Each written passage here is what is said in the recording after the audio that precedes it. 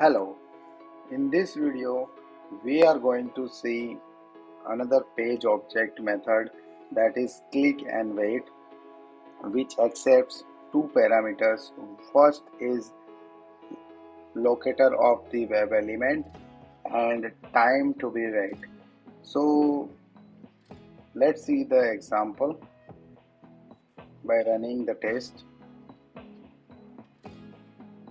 Here what we are doing, just opening the site and clicking over the A/B test link and waiting for 5 seconds after the click. So test is running. Browser instance, opening the site and click on the A/B test link and waiting for 5 seconds, and we are waiting right now. That's it. Thank you.